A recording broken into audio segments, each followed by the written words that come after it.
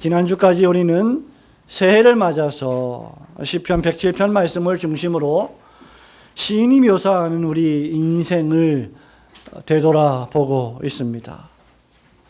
시인은 우리가 살아가는 인간의 삶이 마치 거주할 성읍을 찾지 못하는 광야와 같고 헤어나올 수 없는 깊은 감옥과 같으며 질병에 걸려서 병실에서 죽음을 앞둔 환자와 같다라고 진단하며 묘사한 바 있습니다. 그래서 시편은 어느 청교도들의 표현대로 하자면 인간의 해부도와 같은 말씀입니다. 이제 시인은 마지막 네 번째로 사람들의 삶의 모습이 태산처럼 큰 파도를 거슬러 항해하는 폭풍의 한가운데에서 사투를 벌이고 있는 선원들과 같다라고 오늘 본문의 말씀에서 묘사하고 있습니다. 성도 여러분, 우리가 가끔씩 인생을 오래 살아본 성도들, 또 인생을 살 만큼 살아본 사람들의 이야기를 들어보면 그들의 삶이 평탄하지 않았음을 듣게 됩니다. 그들이 험한 세월을 살아왔음을 알 수 있습니다. 짧은 인생을 살았든 긴 인생을 살았든 관계없이 우리의 인생에는 크고 작은 파도가 있습니다. 우리 인생의 여로에는 크고 작은 폭풍들이 몰려옵니다. 저는 미국 유학 시절이었던 2011년에 실제로 경험했었던 토네이도를 결코 잊지 못합니다. 광풍과 같이 몰아치는 그 엄청난 바람의 위력 앞에 속수무책인 인간의 모습들을 경험한 바 있습니다. 학교에 간 아이들은 모두 다 실내 체육관으로 대피했고 외출했던 사람들은 튼튼한 건물 안으로 한동안 피신해야만 했습니다. 집으로 돌아와 보니 마침 그 토네이도가 우리가 살고 있던 학생들이 살고 있던 기숙사 아파트를 덮쳤는데 집으로 돌아와 보니 그 모습을 눈으로 직접 보니 마치 그 지역은 그야말로 전쟁터를 방불케 할 만큼 초토화되어 버렸습니다. 아름드리 고목이 허리채 꺾여서 집 천정을 뚫어버렸습니다. 차는 모두 다 부서졌고 집들은 거의 반쯤 날아가서 실내가 다 보이는 그런 엄청난 재난이었습니다. 영화로만 보았던 토네이도가 그렇게 무서울 만큼 위력적인지 그제서야 비로소 저는 경험을 했던 것입니다. 오늘 시인은 우리의 인생이 바로 그와 같은 위험을 종종 만난다라고 말하고 있습니다. 오늘 아침 주일에 인생의 광풍과 바라던 천국이라는 제목으로 본문 말씀을 통해서 교훈을 얻기를 소원합니다. 우선 무엇보다도 시인은 인간이 마치 바다를 항해하다 폭풍과 파도를 만나는 배와 같다라고 우리에게 묘사하면서 교훈을 던지고 있습니다. 우리 다 함께 25절부터 27절 말씀을 한 번 더 읽어봅니다. 여호와께서 시작. 여호와께서 명령하신즉 광풍이 일어나 바다 물결을 일으키는도다. 그들이 하늘로 솟구쳤다가 깊은 곳으로 내려가나니 그 위험 때문에 그들의 영혼이 녹는도다. 그들이 이리저리 구르며 취한 자같이 비틀거리니 그들의 모든 지각이 혼돈 속에 빠지는도다. 아멘. 우선 시인은 사람들이 배들을 바다에 띄우며 큰 물에서 일을 하고 있다 이렇게 묘사하고 있습니다. 여러분, 이 사람들은 바다에 배를 띄우는 사람들입니다. 바다에 배를 띄운다는 것은 대단히 큰 사업을 하는 사람들이라는 것을 우리에게 알려주지요. 큰 물에서 사업을 하는 사람입니다. 호수나 강 정도가 아니라 대양에서 배를 띄우며 큰 사업을 하는 사람들을 가리킵니다. 하지만 24절과 25절에 보니까 이내 이 큰 물에서 사업하는 사람들이 큰 광풍과 파도를 만나게 됩니다. 26절에 보니 이 광풍과 파도로 인하여 그들이 하늘로 갑자기 솟구쳤다가 깊은 곳으로 빠져 내려가는 자들이다. 이렇게 말하고 있습니다.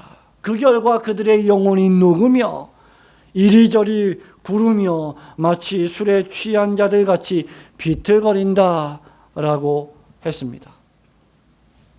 시인이 잘 묘사하고 있듯이 인생은 마치 엄청난 폭풍과 광풍의 파도에 휩쓸려가는 배와 같습니다.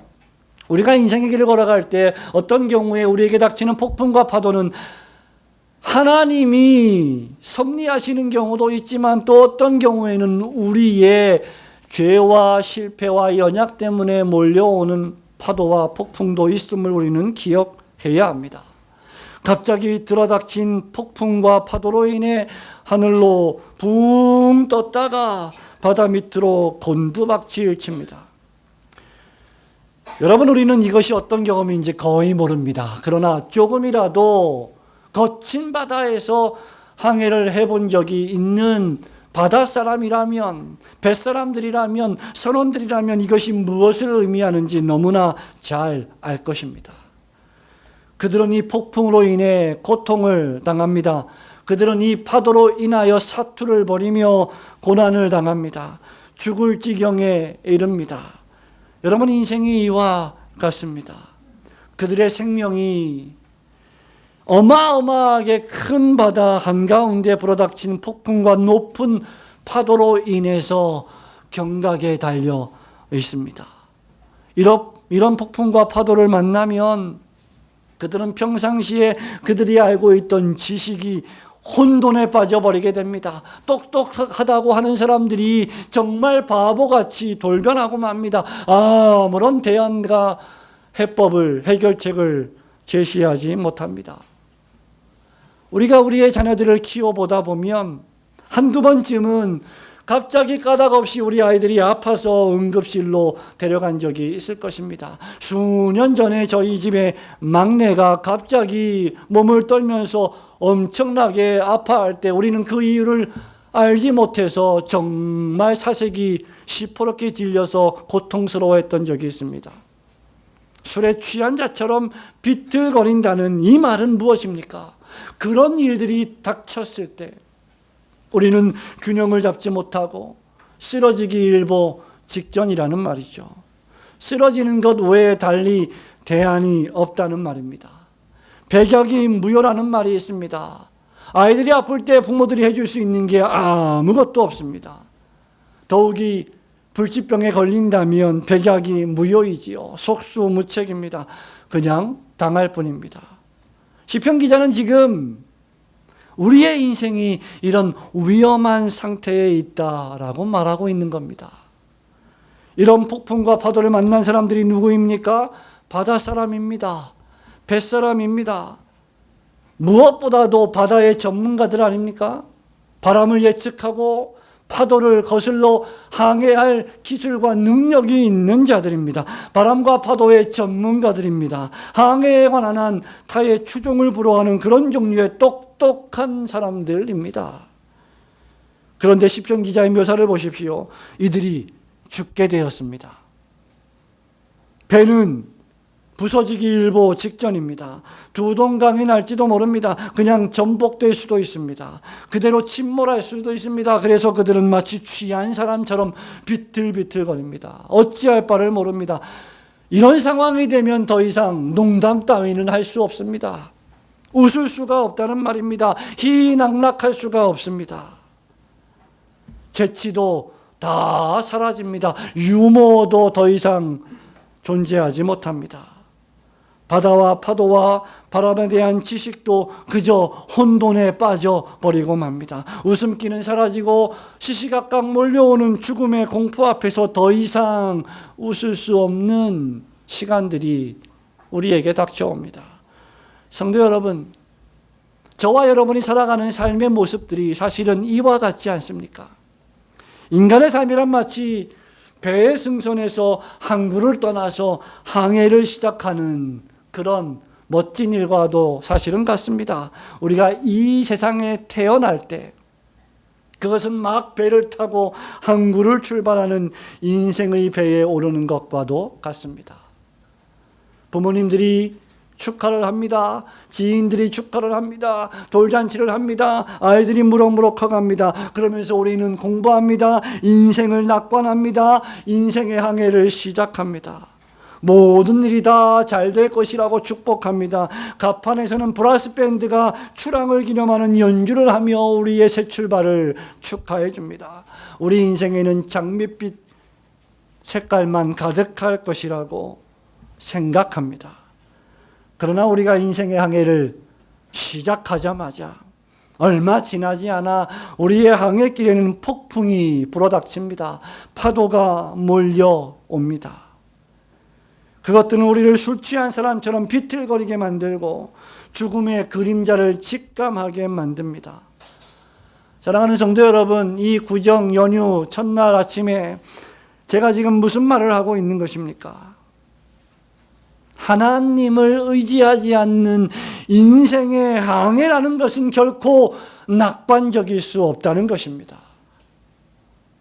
왜 그렇습니까? 우리 인생에 불어닥치는 폭풍과 파도 때문입니다. 그리고 그 폭풍과 파도가 왜 왔는지를 모른다면 우리에게는 답이 결코 없기 때문이지요. 그 폭풍과 파도는 우리를 집어삼킵니다. 우리의 삶을 송두리째 흔들어 버립니다. 여러분, 종종 우리 젊은 친구들, 청년들 부산 앞바다 백사장에 가면 살랑살랑 불어오는 파도를 따라서 여러분들이 운동화를 신고 그 파도를 따라 내려갔다가 다시 파도가 밀려오면 재빨리 백사장 밖으로 도망칩니다. 그러나 가끔 빨리 도망치지 못해서 신발이 바닷물에 빠졌던 경험들이 한 번씩은 있을 것입니다. 하지만 지금 시인이 묘사하는 파도는 그런 낭만적인 파도가 아닙니다. 오래전 일본에 몰아닥친 쓰나미를 보십시오. 삶의 터전을 송두리째 앗아가는 무서운 재앙입니다. 가족들의 목숨을 앗아가는 무서운 재앙들입니다. 우리의 삶에는 이런 쓰나미가 종종 몰려오곤 합니다. 여러분, 그것은 외적으로 여러분 가정의 사업의 부도일 수도 있습니다. 가정의 파탄일 수도 있습니다. 질병일 수도 있습니다. 생계의 위협일 수도 있습니다. 전쟁일 수도 있습니다. 지금 전 세계는 제가 과장하는 것이 아니라면 우한폐렴이라는 전염병의 확산으로 인하여 공포에 떨고 있습니다.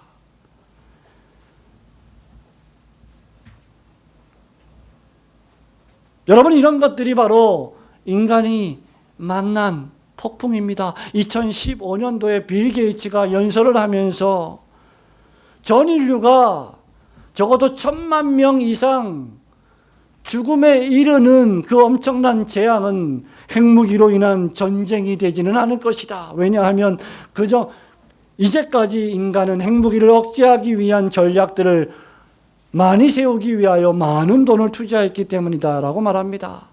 적어도 1,000만 명 이상 사람들의 목숨을 앗아갈 엄청난 재앙은 바로 전염병일 것이다. 왜냐하면 전 세계 국가들이 전염병을 예방하기 위한 투자를 하고 있지 않기 때문이다라고 5년 전에 예언한 바가 있습니다. 수년 전에 우리는 사스를 통해서 얼마나 많은 공포를 경험했습니까? 여러분, 이런 것들이 우리가 만난 재앙들입니다. 내적으로는 무엇입니까? 알코올 중독, 금단 현상, 마약, 분노의 감정, 우울증, 공황장애, 이런 것들의 폭풍을 만나기도 합니다. 하지만 인생을 삼키는 가장 위험한 폭풍과 파도는 바로 인간이 하나님을 대적하여 범죄한 사실에 있습니다. 우리는 스스로 우리 인생의 항해를 완전히 통제하고 있다고 생각합니다. 실상은 그렇지 않은데도 말입니다. 인간은 더 이상 지혜롭지 못합니다. 지식도 정보도 무용지물입니다. 그들은 큰 물에서 잘 살아보려고 항해를 떠났지만 이제는 폭풍과 파도를 만나서 절망 가운데 죽게 된 것입니다. 인류는 마치 침몰하는 타이타닉호처럼 바다 깊숙이 빠져 들어가고 있는 것이죠. 여러분, 저는 지금 하나님 없는 낙관주의의 치명적 위험을 말하고 있는 것입니다. 전 인류가, 모든 국가가 낙관주의를 말하고 있다 하더라도 하나님 앞에 회개하고 예수 그리스도를 영접하지 않는다면 그의 개인의 삶, 그의 가정의 삶, 그의 국가의 삶에는 결코 기쁨이 존재할 수 없습니다. 하나님 없이 사는 인생은 죽음뿐입니다. 광야에서 죽고, 사망의 음침한 감옥에서 죽고, 병실에서 옴짝달싹할 수 없을 정도로 아픔의 치를 떨다가 죽어갈 것입니다. 그리고 이제 바다 한가운데서 폭풍같이 밀려오는 외적이며 내적인 폭풍과 파도 때문에 죽어버리게 될 것입니다. 여러분, 이것이 성경 신구약 66권이 우리에게 던지는 메시지입니다. 그래서 우리 주님은 오시자마자 회개하라, 천국이 가까웠느니라고 우리에게 복음을 전하셨습니다. 하나님 없이 사는 인생은 아무리 화려하다 할지라도 살아있으나 죽은 인생입니다. 하나님은 우리로 하여금 그것을 깨닫게 하시기 위해서 종종 우리의 인생의 여로에 폭풍을 던지십니다. 파도를 보내십니다. 깨닫게 하시려고 말입니다. 돌아오게 하시려고 말입니다. 그가 하나님의 백성이라면 그는 깨닫고 돌아와야 합니다. 사랑하는 성도 여러분, 하나님 없는 인생을 항해하는 것은 결국은 죽음에 이르는 것임을 우리는 깨달아야만 합니다. 오직 하나님을 찬송하는 자만이 진정한 평화를 얻게 될 것입니다. 이사야 선지자는 42장 10절에서 이렇게 명령합니다. 항해하는 자들아, 바다 가운데의 만물과 섬들과 거기에 사는 사람들아, 여호와께 새 노래로 노래하며 땅 끝에서부터 찬송하라. 우리의 인생길에서 오직 여호와 하나님만을 찬양하시는 성도들이 되시기를 주님의 이름으로 축원합니다. 둘째로 시인은 오직 여호와 하나님께서만 우리 인생들이 만난 폭풍과 파도를 잠잠케 하시는 분이심을 우리에게 알려줍니다. 28절, 29절, 30절 말씀 다시 한번 함께 읽습니다. 이에 그들이 시작. 이에 그들이 그들의 고통 때문에 여호와께 부르짖으며 광풍을 고요하게 하사 물결도 잔잔하게 하시는도다. 그들의 평안함으로 말미암아 기뻐하는 중에 여호와께서 그들이 바라는 항구로 인도하시는도다. 아멘. 시인은 오늘 이 아침에 폭풍과 큰 파도를 만난 인간의 유일한 소망은 바로 오직 하나님뿐이시다라고 말합니다. 28절에서 이에 저희가 그 근심 중에서 여호와께 부르짖음에 그가 그들의 고통에서 그들을 인도하여 내신다고 했습니다. 이로 볼 때 인생에게 불어닥친 광풍과도 같은 재난을 잔잔하게 하는 유일한 수단은 기도뿐입니다. 하나님을 믿는 신자들은 인생의 폭풍과 파도를 만났을 때 먼저 무릎을 꿇고 하나님 앞에 기도할 줄 알아야 합니다. 하나님께 먼저 부르짖어야 합니다. 살려달라고 기도해야 합니다. 우리 하나님께서는 우리가 간절히 부르짖고 외치고 기도하면 우리를 고통에서 건지시는 인자하신 하나님이십니다. 성도 여러분, 저는 어렸을 때요, 형들을 따라 한여름에 고향에 있는 저수지에 갔던 기억이 지금도 생생합니다. 제가 이 예화를 지금까지 딱 한 번 했을 것입니다. 형들은 저수지에서 수영하며 놀던 수영의 달인들이었습니다. 저는 그때나 지금이나 수영을 전혀 하지 못해서 제일 싫어하는 것이 물입니다. 하루는 저수지에 가서 놀다가 제가 물에 빠져서 헤어나오지 못했습니다. 형들이 저를 물에 던졌는지 내가 수영을 하다가 잘못 빠졌는지 그것은 기억이 잘 나지는 않습니다만 일단 저수지에 빠져서 수영을 나름대로 하긴 했는데 그 깊은 저수지에서 계속하여 수영을 하지 못하고 빠져 들어갔습니다. 이러다간 죽겠구나 생각해서 형들에게 살려달라고 외쳤지만 형들은 웬일인지 즉시 구해주지를 않았습니다. 제가 다급한 마음에 내가 죽는다고 더 크게 소리를 지르고 난리를 치니까 그제야 형님 2명이 유유하게 수영을 해서 저를 저수지에서 꺼내준 적이 있습니다. 나중에 안 사실이지만 형들은 저에게 수영을 가르치기 위해서 일부러 늦게 구해주었다고 제가 들은 것 같습니다.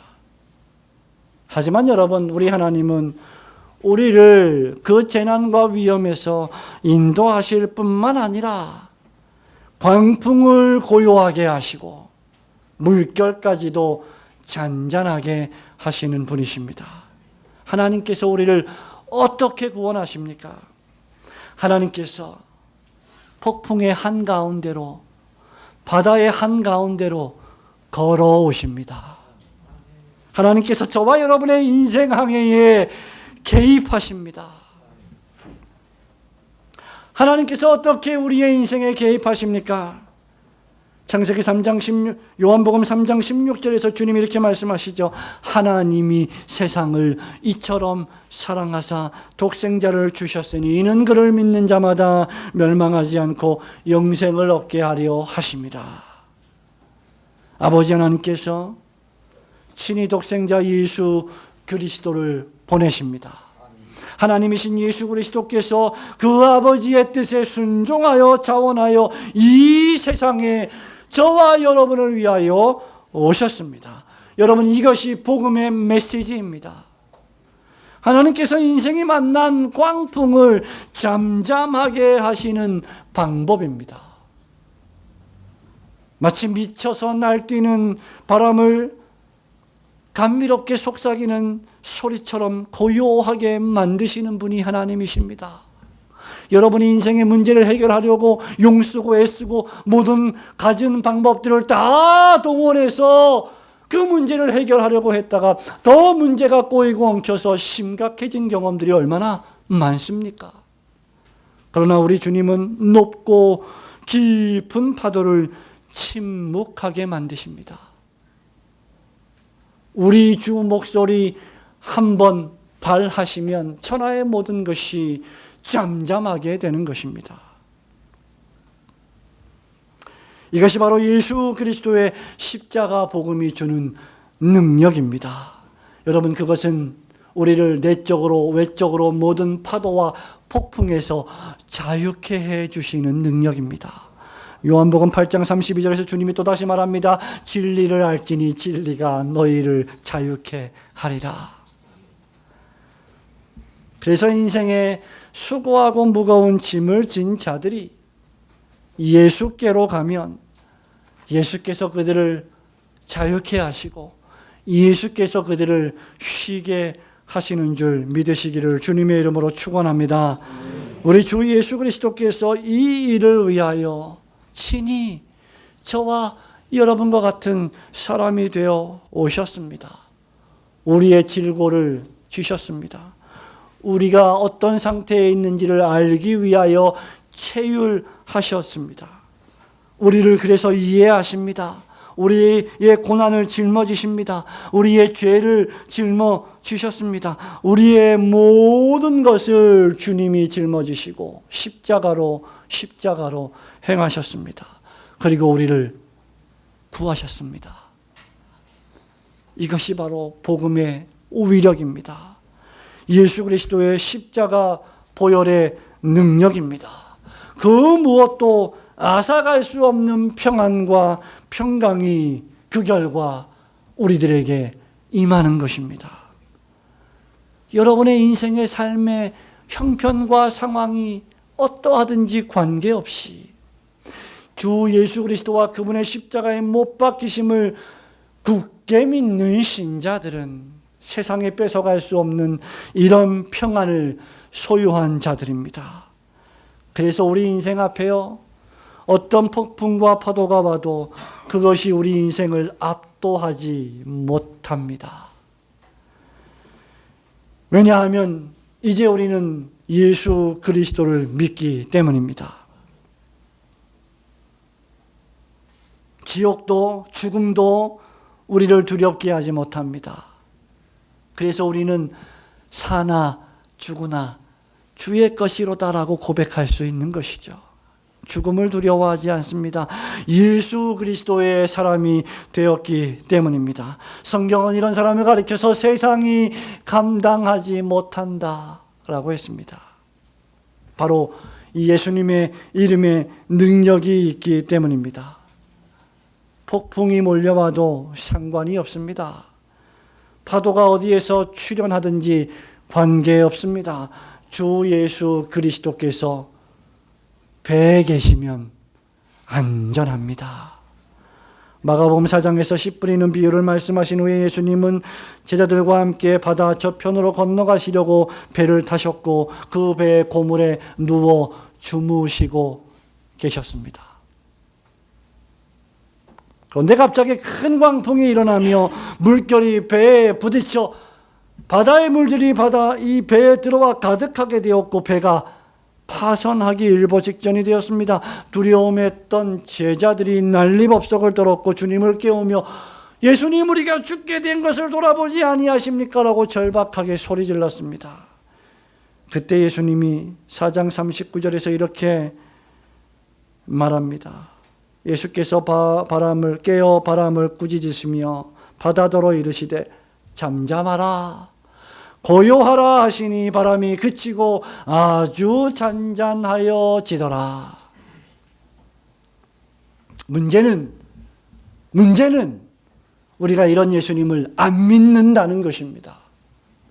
불신한다는 것입니다.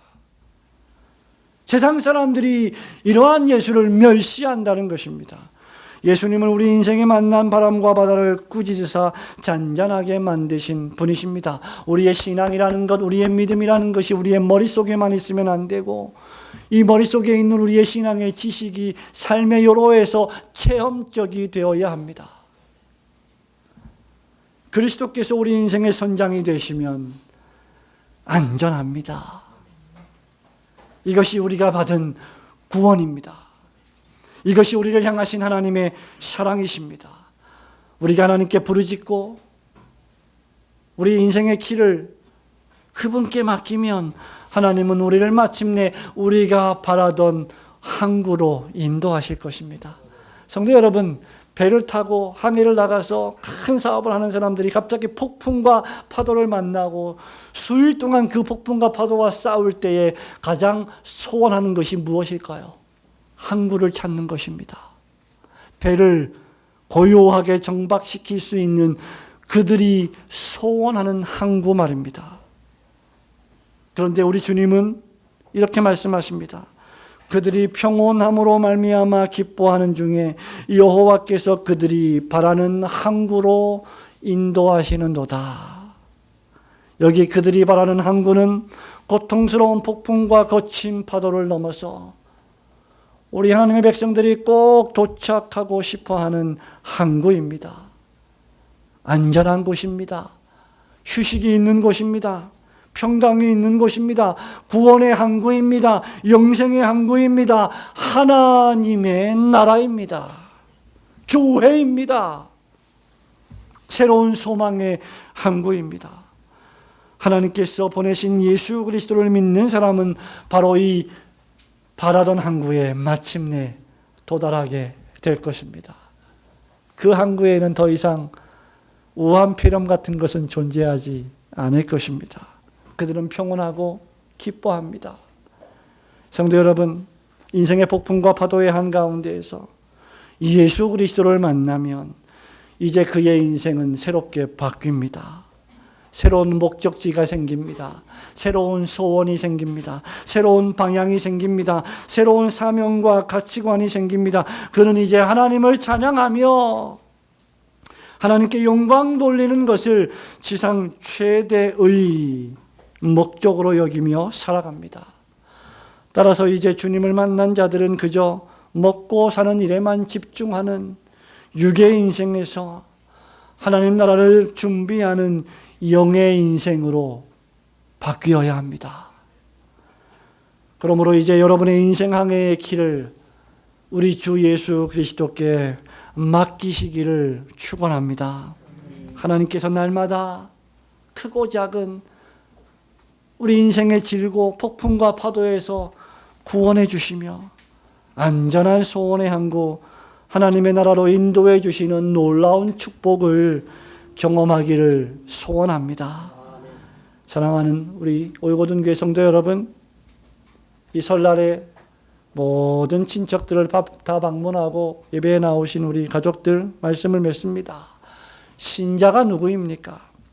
신자는 여호와 하나님의 행하신 기적, 나의 죄를 사하여 주시고 예수 그리스도의 보혈의 공로로 날 구원하여 주시고 나에게 영생을 주신 그 기적을 찬미하고 예배하는 사람들입니다. 마지막으로 우리 31절과 32절 말씀을 함께 읽기를 원합니다. 여호와의 인자하심과 시작. 여호와의 인자하심과 인생에게 행하신 기적으로 말미암아 그를 찬송할지로다. 백성의 모임에서 그를 높이며 장로들의 자리에서 그를 찬송할지로다. 아멘. 시인은 성도들을 향해서 여호와를 찬양할 것을 격려하고 있습니다. 하나님이 인자하시고 우리들에게 행하신 기적, 어떤 기적들이었습니까? 지난 4주 동안 광야 사막길에서 안전하게 거할 성읍을 찾지 못하고 이리저리 헤매이는 불쌍한 우리를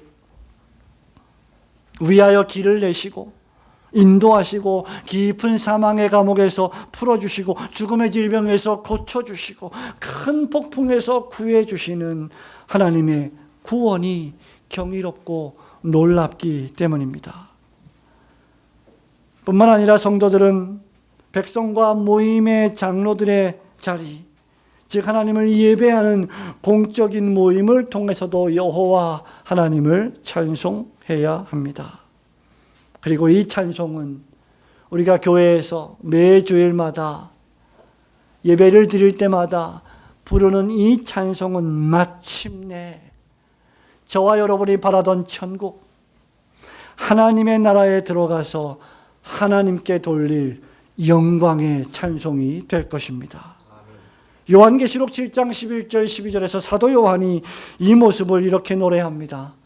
모든 천사가 보좌와 장로들과 네 생물의 주위에 서 있다가 보좌 앞에 엎드려 얼굴을 대고 하나님께 경배하여 이르되 아멘. 찬송과 영광과 지혜와 감사와 존귀와 권능과 힘이 우리 하나님께 세세토록 있을지어다. 아멘 하더라. 인생의 광풍 가운데서도 우리를 지키시고 돌보시며 구원하셔서 마침내 우리가 바라던 항구인 천국으로 이끄시는 하나님을 우리가 그래왔던 것처럼 2020년 남은 11개월 동안에도 찬송하시는 성도들이 되시기를 주님의 이름으로 축원합니다. 아멘.